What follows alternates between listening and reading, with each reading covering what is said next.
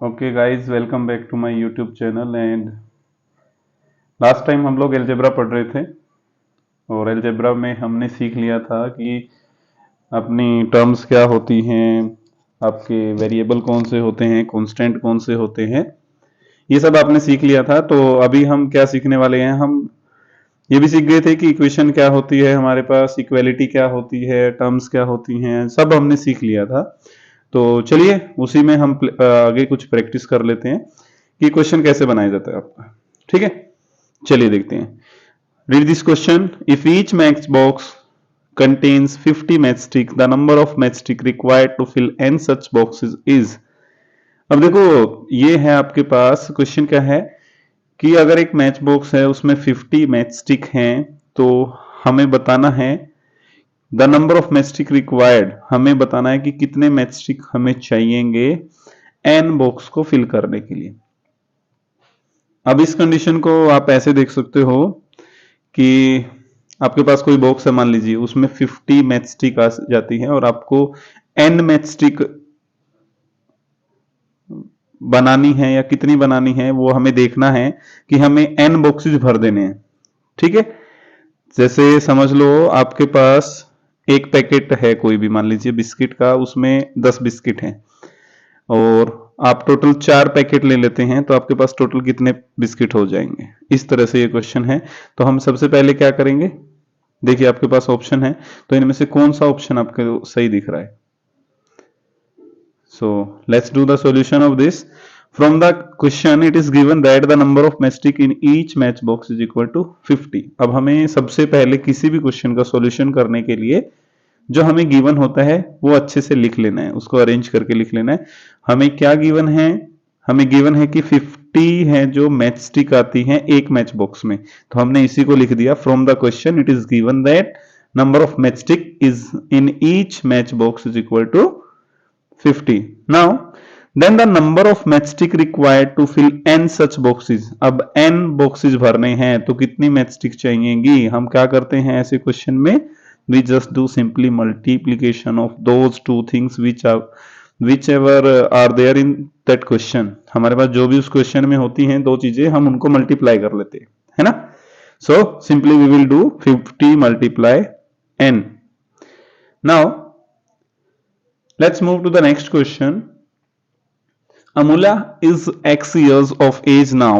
5 years ago her age was। अब जैसे आपसे पूछ लें, आप अभी मान लीजिए 12 इयर्स के हैं और आपसे पूछें कि 5 इयर्स पहले आप कितने के थे, तो कैसे बताएंगे आप क्या करेंगे, अपनी जो आपकी अभी एज है उसमें से क्या करेंगे, सिंपली 5 माइनस कर देंगे, है ना। अभी जो आपकी एज होगी, तो अभी आपकी एज कितनी है इस क्वेश्चन के अकॉर्डिंग, X ईयर। तो हम कैसे सॉल्यूशन करेंगे, हम क्या करेंगे, हमारी एज है x, उसमें से क्या करेंगे हम 5 माइनस करेंगे, तो हमारा सॉल्यूशन हो जाएगा x माइनस 5 ईयर। अब इसको लिखना कैसे है, लिखेंगे current age of Amulya is equal to x years, then 5 years ago her age was x minus 5 years. Okay, let's move to the next question. This is which of the following represent 6 multiply x। इनमें से कौन सा option है जो 6 multiply x को represent करता है। साथ के साथ आप देखते रहिए कि आपको वो क्वेश्चन आते हैं तो आप उसका सॉल्यूशन बता सकते हैं, खुद को शाबाशी भी दे सकते हैं अगर आपका सॉल्यूशन सही आ रहा है। तो देखिए हमारे पास है 6x, x by 6, 6 plus x, 6 minus x, 6 multiply x, 6 को मल्टीप्लाई करेंगे x से, ये चीज तो हम सीख चुके हैं। क्या आ जाएगा हमारा आंसर, बिल्कुल सही जवाब आपका, हमारा आंसर आ जाएगा 6 into x, 6x। So let's move to the next question. Which of the following is an equation. हमने इक्वेशन पढ़ लिया है, इक्वेशन कौन सी होती है, क्या होती है, मैंने एक दिन आपको बताया था। उसमें कांस्टेंट होते हैं, वेरिएबल होते हैं और कुछ उनके ऊपर मैथमेटिकल ऑपरेशंस होते हैं। अब देखो इसमें सभी में हमें कांस्टेंट भी दिख रहे हैं 1 1 1, हमें वेरिएबल भी दिख रहे हैं x x x, और मैथमेटिकल ऑपरेशन भी दिख रहे हैं, किसी में एडिशन है किसी में सब्ट्रैक्शन है। नाउ हम अब कौन सी बात ऐसी रह गई, इनमें से कौन सी बात ऐसी अलग है जो एक इक्वेशन बनाती है, सोचिए शाबाश। देखिए मैंने आपको बताया था जब हमारे पास क्या क्या होते हैं, उसमें वेरिएबल्स होते हैं, जैसे x है, कांस्टेंट होता है, इसमें 1 है, 0 है, और साथ में उसमें इक्वलिटी का साइन भी होना चाहिए, इक्वल का साइन होना चाहिए, तभी हम उसको क्या बोल सकते हैं, एक इक्वेशन बोल सकते हैं। तो राइट आंसर क्या होगा हमारा, yes, C option is the right answer, x minus 1 is equal to 0। अब देखो इसमें मैंने लिख दिया, आप इसको चाहे तो स्क्रीनशॉट ले सकते हैं। An expression with the variable constant and the sign of equality is called an equation. एक ऐसा एक्सप्रेशन जिसमें वेरिएबल है, कांस्टेंट है और इक्वलिटी का साइन भी है, उसको इक्वेशन बोलते हैं। ठीक है, और ये बाकी के जो दिख रहे हैं आपको, ये सारे क्या हैं, ये एक्सप्रेशन है। ये क्या है, एक्सप्रेशन। इनमें इक्वलिटी का साइन होता तो ये भी क्या बन जाती, इक्वेशन बन जाती थी हमारी। चलिए नेक्स्ट क्वेश्चन देख लेते हैं। What is the next question, if x takes the value 2 then the value of x plus 10 is. यहां पे आपको कह रहा है कि जो x है उसका वैल्यू है 2, तो आपको बताना है x प्लस 10 कितना हो जाएगा। x की वैल्यू है 2, तो x प्लस 10 मतलब x का जो वैल्यू होगा उसमें 10 जोड़ देना है। तो हम क्या करेंगे, yes, B option is the right, 12 answer. From the question it is given that value of x is 2, so we will just do now substitute the value of x in x plus 10। हम क्या करेंगे, x का value इसमें रख देंगे, बस x की जगह पे कितना रखेंगे, 2 रखेंगे, 10 उसमें पहले से ही है, 2 प्लस 10 कितना होता है हमारा, 12। Now I think you are comfortable with algebra. अब मुझे लग रहा है कि अलजेब्रा आपको धीरे धीरे कंफर्टेबल हो रहे हैं आप इसके साथ। ठीक है, अभी देखिए अगला question, if the perimeter of a regular hexagon is x metre then the length of each of its side is. आपको बताना है एक रेगुलर हेक्सागन, पहले तो आपको पता होना चाहिए रेगुलर हेक्सागन, रेगुलर हेक्सागन जो होता है उसमें कितनी साइड होती हैं, बताइए शाबाश। अब देखिए ऑप्शंस को देख के ही बता दीजिए। ऑप्शन में हमने सबसे ज्यादा 6 को इस्तेमाल किया है, तो इसके रेगुलर हेक्सागन मतलब 6 साइड वाला जो होता है। और पेरीमीटर, पेरीमीटर आपने पिछली क्लासेस में पढ़ा है, पेरीमीटर क्या होता है, सम ऑफ बाउंड्री, और जो बाउंड्री होती है उसकी टोटल लेंथ जो होती है वही हमारे पास क्या होता है,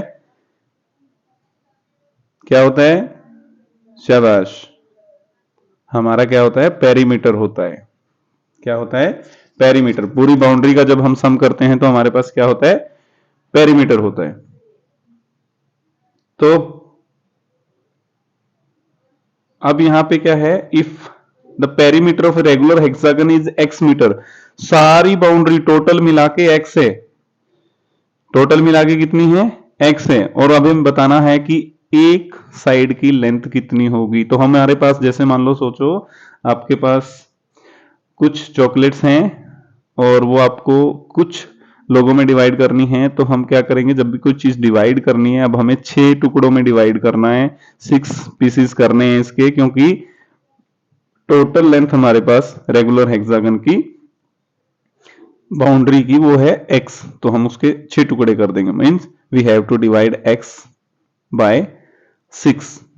ओके, सो लिखेंगे कैसे, we know that perimeter of hexagon is equal to number of side into length of each side given, then the perimeter of a regular hexagon is x meter। अब आपको दिया है कि क्या है उसकी पेरीमीटर जो है रेगुलर हेक्सागन की वो x मीटर है, then the length of each side will be x by 6 meter, or we can write this x divided by 6 meter। okay? चलिए अगला क्वेश्चन देख लेते हैं। अगला क्वेश्चन क्या है, which of the following equation has x is equal to 2 as a solution. अब सबसे पहले तो हमें पता होना चाहिए कि सॉल्यूशन कब बोलते हैं। सॉल्यूशन मतलब x का जो लास्ट में पूरा क्वेश्चन सोल्व करने के बाद हमारे पास जो वैल्यू आएगी x की, y की, z की, वो उसका सॉल्यूशन होता है इक्वेशन का। ठीक है, अब देखो मैंने इक्वेशन बोल दिया, इनको सबको इक्वेशन बोला, क्यों, क्योंकि देखो सब में क्या है, वेरिएबल भी है, सब में क्या है, कांस्टेंट भी हमें दिख रहे हैं, इसमें 2 है, 1 है, 2, 3, 6 दिख रहे हैं, और साइन ऑफ इक्वेलिटी भी है, इक्वेलिटी की मतलब इसमें 2 साइड होती है, एक लेफ्ट हैंड साइड होती है इक्वल के और एक राइट हैंड साइड होती है, तो वो हमारी इक्वेशन होती है। तो अब ये हमारे पास 4 इक्वेशन है। इसमें से x का वैल्यू 2 जो है वो किस में आएगा। अब देखो इसको सोल्व करने का तरीका अलग होता है, लेकिन हम अगर डायरेक्ट आंसर फाइंड आउट करना चाहें तो हम एक तरीका कर सकते हैं।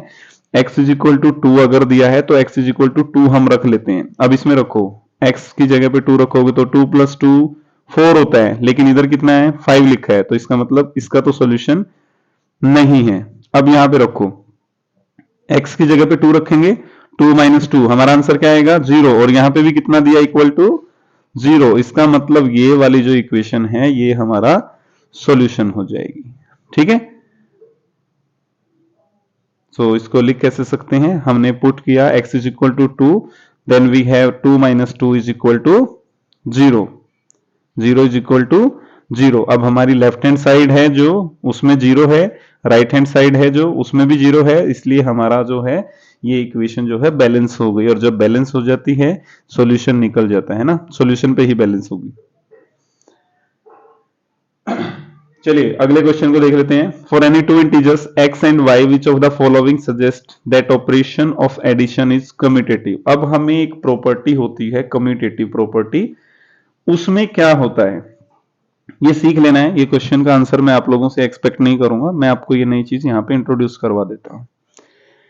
तो उसमें क्या होता है हमारे पास कम्यूटेटिव लॉ ऑफ एडिशन बोलते हैं इसको। तो इसमें हमारे पास क्या होता है बेटा, जैसे हमें कोई नंबर ले लिया, जैसे 3 ले लिया, उसमें हमने कितना किया 4 प्लस किया, क्या उन दोनों की जगह इंटरचेंज करने के बाद, मतलब पहले 4 लिखूं फिर बाद में 3 लिखूं और ऐड कर दूं, तो क्या वो सेम आ रहा है आंसर। अगर वो सेम आता है तो उस लॉ को हम क्या कहते हैं कम्यूटेटिव लॉ ऑफ एडिशन। अब ऐसा किस में हो रहा है, इनमें से क्या हो रहा है, किस में हो रहा है ऐसा, यस ऑप्शन ए में हमारा हो रहा है।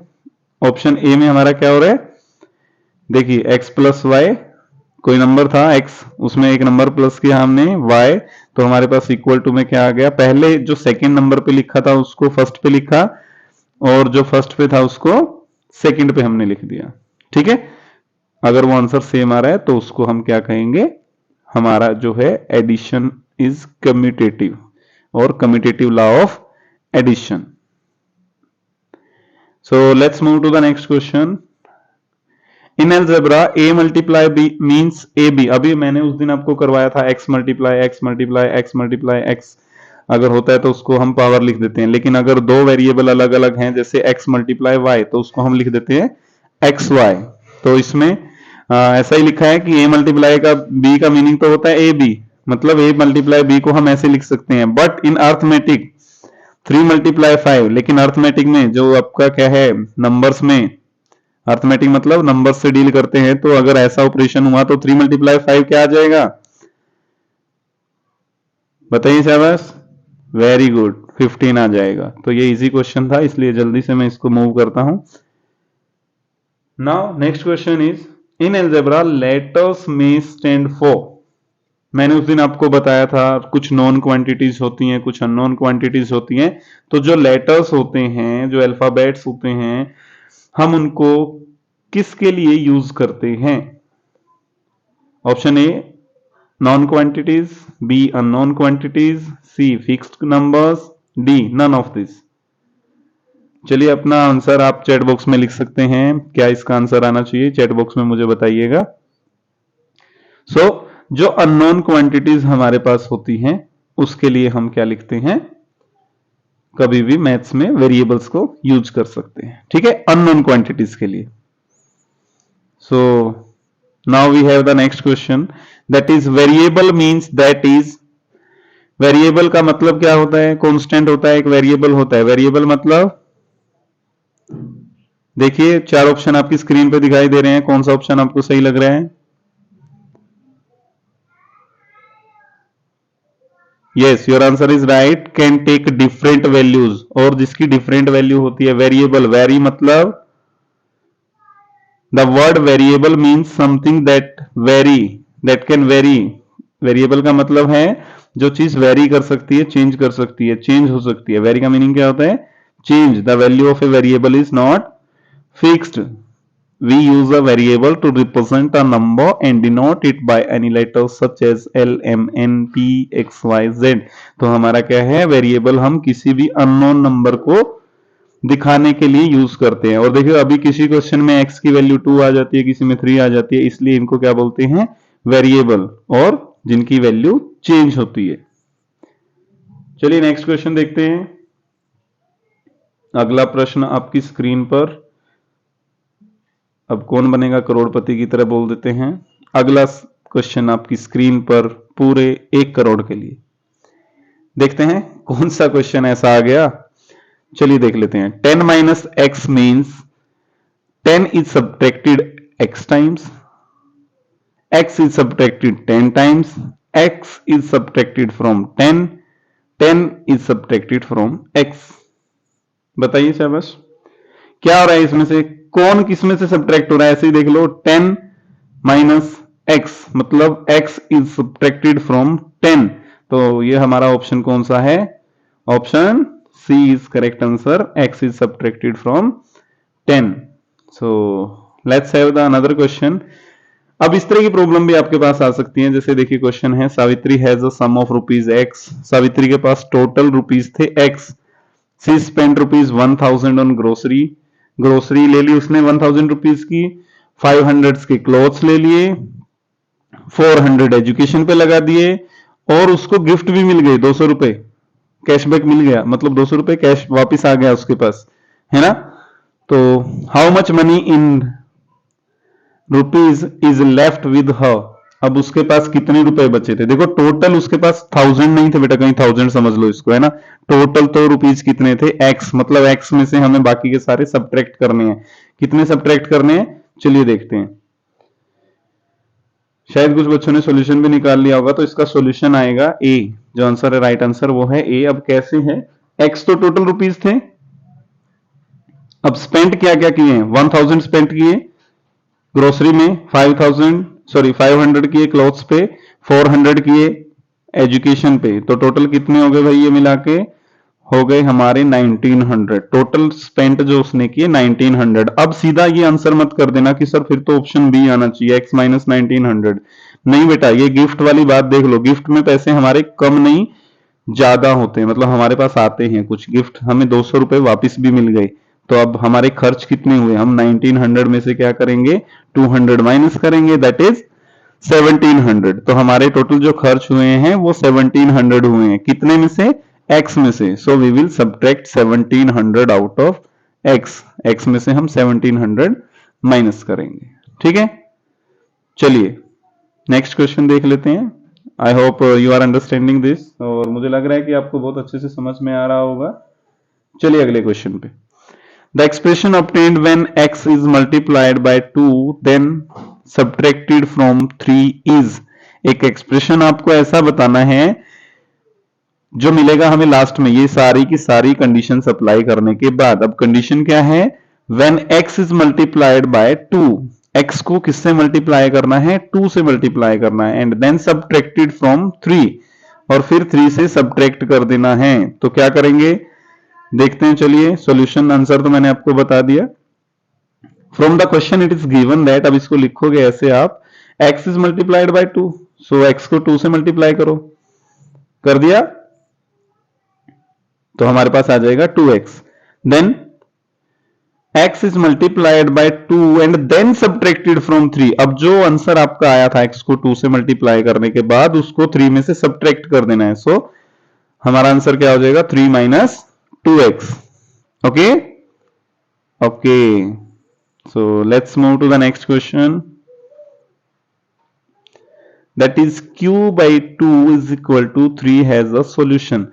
अब देखो मैंने आपको बताया था ऐसे क्वेश्चंस को कैसे सोल्व करना है। अब देखो हमारे पास बहुत सारे ऑप्शन दिए हुए हैं, 6 8 3 2। हम क्या करेंगे, एक एक वैल्यू पुट करके देखेंगे। q की जगह अगर 6 रखते हैं, 6 डिवाइड बाई 2, 6 को 2 से डिवाइड करेंगे, आंसर 3 आता है, और राइट हैंड साइड में भी कितना है, 3 है। इसका मतलब यही हमारा सॉल्यूशन है। अब ये क्यों नहीं है, बाकी के सारे क्यों नहीं है, देखो अगर 8 रखते तो 8 बाई 2 4 आता, इधर 3 है इधर 4 है, तो नहीं, सही नहीं हो रहा है। इधर 3 रखते तो 3 बाई 2 होता, इधर 3 बाई 2 है इधर 3 है, तो भी हमारा सही नहीं होता। 2 रखते तो 2 बाई 2 हमारा इधर क्या हो जाता, 1 हो जाता, और इधर 3 रहता, इसलिए वो भी सही नहीं था। इससे हमारे लेफ्ट हैंड साइड और राइट हैंड साइड दोनों की दोनों क्या आ रही है, इक्वल आ रही है। q divide by 3 that is 6 divided by 3 and we got 2 on left side, sorry 2 से डिवाइड करना था, ये सॉल्यूशन में गलती से 3 से डिवाइड कर दिया है हमने, यहाँ 2 से डिवाइड करेंगे तो हमारा 3 आ जाएगा इधर और इधर भी हमारा 3 रहेगा, तो हमारा सॉल्यूशन सही हो जाएगा। ठीक है, so here is next question, x minus 4 is equal to -2। अब देखो इसमें पहले हम बिना ऑप्शन के ट्राई करेंगे। अब किस में से 4 सब्ट्रैक्ट करें कि -2 आंसर आ जाए। अभी इंटीजर्स आपने पढ़ लिए होंगे, इंटीजर्स आपने तैयार कर लिए हैं शायद, तो इंटीजर्स अगर आपकी अच्छी पकड़ है तो यहां पे आपको ये क्वेश्चन बिल्कुल भी परेशान नहीं करेगा।